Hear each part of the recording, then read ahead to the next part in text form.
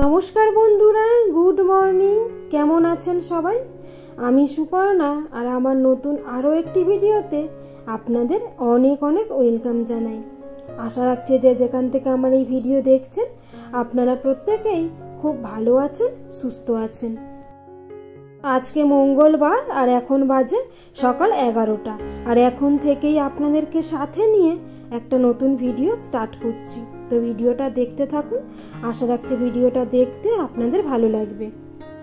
তো আজকে সকাল থেকে আর ভিডিওটা করিনি, তো সকালবেলাকার সমস্ত রকম বাসি কাজকর্ম করে নিয়ে তারপরে সকালে টিফিন করে নিয়ে টুকটাক থালা বাসন যা মাজার মেজে নিয়ে রান্নাঘর পরিষ্কার করে নিয়ে আর স্নানটাও করে নিয়েছি।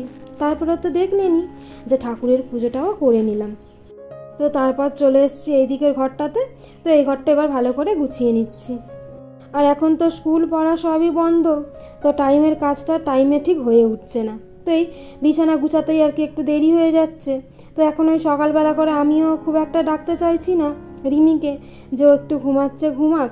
এই সকালবেলা ঠান্ডার সময় উঠেই বা আর কী করবে, আর ওকে ডাকলে ও উঠছে না। তো এই করতে করতে প্রায় 8:30 9টা বেজে যাচ্ছে রিমির ঘুম থেকে উঠতে।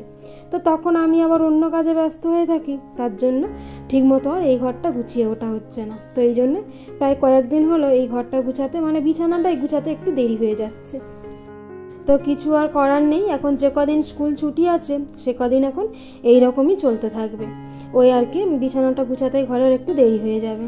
তো যাই হোক, এই ঘরের বিছানাটা বেড কভারটাই আজকে একটু চেঞ্জ করে নিলাম। অনেক দিন হলে বেড কভারটা চেঞ্জ করা হয়নি। তো বেড কভার চেঞ্জ করে একটা কাঁচা ধোয়া বেড কভার পাতিয়ে দিয়ে এবার পুরো ঘরটা খুব সুন্দরভাবে গুছিয়ে নিলাম। মানে অল্প যে ক্লিনিং ডাস্টিংয়ের কাজ ছিল ওটাও করে নিয়েছি। আর তারপরে এই যে চলে এসেছি ছোটো বেডরুমে। তো এই ঘরের বেড কভারটাও চেঞ্জ করে নিচ্ছি।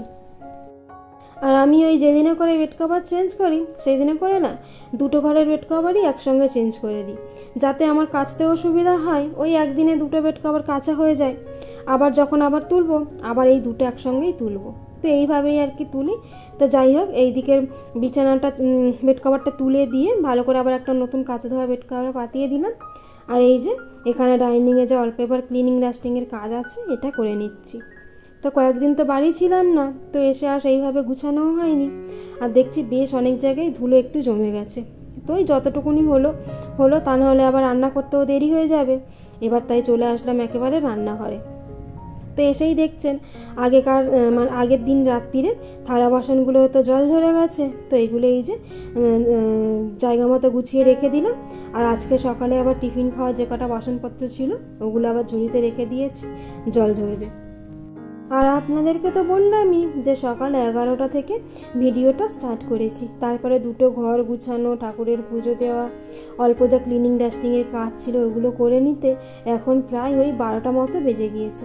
তাই আর দেরি না করে চট করে রান্নাঘরে এসে আগে ভাতটা চাপিয়ে দিলাম। আর এরই মাঝখানে একবার এসে না আমি ওই আলু আর ডিমটা সেদ্ধতে বসিয়ে দিয়ে গিয়েছিলাম। তো এসে আর কি ওই ডিমের তরকারিটা চাপিয়ে দিলাম, আর একদিকে তো ভাতটা চাপিয়েই দিয়েছি। আর ওই যে মাঝখানে দেরি হয়ে যাচ্ছে দেখেই কিন্তু আলু আর ডিমটা একেবারে সেদ্ধ করে নিয়েছি। এই আলু ডিম সেদ্ধ করা থাকলে কি হয়, রান্নাটা খুব তাড়াতাড়ি হয়ে যায়। আর এমনিতে দেরিও হয়ে গেছে। তো ওই যে তরকারি সমস্ত রকম যা মশলা টশলা দিয়ে কষিয়ে নিয়ে আলু দিয়ে একটু জল দিয়ে দিলাম। ওইদিকে যতক্ষণে ফুটছে ততক্ষণে আমি এইদিকে আবার একটু বেগুনটা কেটে নিচ্ছি। তো ওই যে কালকে একটু মেথি শাক আনা হয়েছিল, তো এই বেগুনটা কাটছি। মেথি শাক দিয়ে বেগুন দিয়ে একটু ভাজা করব। আর এই শীত কটা দিন বাজারে এত রকমের শাক সবজি ওঠে, ওই শীতের শাক সবজি আর কি। তো বাজারে গেলেই মনে হয় একটু কিছু সবজি নিয়ে নিই। তো ওই যে প্রত্যেক দিনই কিছু না কিছু এখন শাক রান্না হচ্ছে। তো কালকে যেমন করেছিলাম বেতো শাক, আবার আজকে এই যে মেথি শাকটা রান্না করব। তো এই যে বেগুনটা ওইদিকে কেটে একটা বাটিতে তুলে নিলাম। আর এবার শাকের পাতাগুলো একটু একটু ছাড়িয়ে নিয়ে তারপর একটু কুচি কুচি করে কেটে নেব। আর এই মেথি শাকই বলুন বা বেতো শাকই বলুন, এইগুলো না খেতে আমাদের বেশ ভালো লাগে। তাই এই কটা দিন, মানে যে কটা দিন শীত আছে আর কি, এই বাজারে গেলে এই সমস্ত শাকগুলো দেখলেই নিতে ইচ্ছা যায়। তো যাই হোক, ওইদিকে তো দেখলেন শাকগুলো মোটামুটি বাছা হয়ে গেছে। এবার এই যে আলুগুলো সেদ্ধ হয়ে গেছে এইদিকে তরকারিতে। তো ডিমগুলো দিয়ে আরেকটু ফুটিয়ে নিয়ে নামিয়ে নিলাম। ডিমের তরকারিটা হয়ে গেছে। তো এবার এটা গিয়ে টেবিলে রেখে দেবো। আর এই যে এইদিকে শাকগুলো তো পাতা গোটা গোটা ছিল, তো ওই জন্য একটু কুচি কুচি করে কেটে নিলাম। কুচি কুচি করে কেটে নিলে কি হয়, শাকগুলো তাড়াতাড়ি হয়েও যায় আর খেতেও বেশ ভালো হয়। তো আমি তো এইভাবেই করি, ওই শাকগুলোকে আগে পাতাগুলো বেছে নিয়ে তারপর একটু কেটে নিই। তো যাই হোক, এইদিকে জল দিয়ে দিলাম ধোয়ার জন্যে, আর একটা কাঁচা লঙ্কা আর ফোড়ন দিয়ে বেগুনগুলোকে ভাজতে বসিয়ে দিয়েছি। তো বেগুনগুলো একটু ভাজা হয়ে গেলেই তারপরে শাকগুলোও তুলে দেবো। এরপর একটু নুন একটু হলুদ দিয়ে চাপা দিয়ে দেবো, ব্যাস। এইভাবে এবার ঢাকা চাপা দিয়ে কিছুক্ষণ রান্না হবে, তাহলে এই শাকটা হয়ে যাবে। আর ওইদিকে শাকটা বসিয়ে দিয়েছি, আর ভাতটাও তো এখনও একটু বাকি আছে। আর ততক্ষণে যে কটা থালা বাসন আবার জমেছিল ওগুলো একদম মেজে দিয়ে পরিষ্কার করে নিলাম। আর এই যে এতক্ষণে দেখছি ভাতটাও প্রায় হয়ে গেছে, এবার ভাতের ফ্যানটাও ঝাড়িয়ে নেব। আর এইদিকে শাকটাও আর বেশিক্ষণ নেই, আর একটু হলেই হয়ে যাবে। আর এই রান্না বান্না করতে না এখন প্রায় ওই 1:30 পৌনে 2 মতো বেজে গেছে, তাই আর দেরি না করে 3 জনের জন্য খাবারটাও বেড়ে নিয়েছি।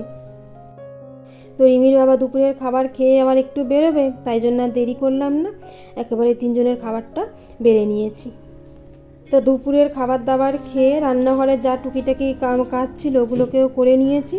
আর এখন প্রায় ওই বাজে 3টে মতো, চলে এসেছি ছাদে। তো আজকে খুব একটা রোদ্দুর নেই জানেন, তো ওই জামা কাপড়গুলো সকালে দিয়েছিলাম, তো এগুলো বেশ শুকিয়ে গেছে, এবার তুলে নিয়ে যাব। আর ছাদে আসলেই না মনে হয় যেন একটু দাঁড়িয়ে থাকি, তো ছাদে যখন করেই আসি ওই 10 মিনিট 15 মিনিট দাঁড়িয়ে থেকে তারপরে যাই। তো যাই হোক, জামা কাপড়গুলো এবার তুলে নিয়ে যাব নিচে। আর তার আগে চলুন আপনাদের দেখাই যে কদিন আগে ওই যে লাউ গাছ বসানো হয়েছিল, তো দেখুন ওই যে 2টো নতুন নতুন পাতা হয়েছে, তো মনে হচ্ছে গাছটা হয়ে যাবে। তো দেখা যাক কি হয়, হলে তো ভালোই, তা না হলে আর কিছু করার নেই না হলে। তো 2টো যখন নতুন পাতা হয়েছে হয়তো গাছগুলো বেঁচে গেলেও যেতে পারে। তো যাই হোক, এবার চলে এসেছি নিচে। এই যে জামা কাপড়গুলোকে তুলে এনেছি, তো ভাবলাম আর জড়ো করে রাখবো না, একেবারে ভাঁজ করে জায়গা মতো রেখে দিই। আর এইরকম কাজ রেখে দিলে না আমি পড়েই থাকবে, করব এই করতে করতে না ওই বিছানার এক কোণে জমা হয়ে থাকবে, আর দেখতেও ভাল লাগে না। আর কাজটা যখন আমাদেরকেই করতে হবে তো করে নেওয়াটাই ভালো। তাই আর কি ছাদে থেকে এনে একেবারে গুছিয়ে নিলাম, তাহলে আমার কাজটা হয়েও গেল আর পরিষ্কার পরিচ্ছন্নও থাকলো চারদিকটা।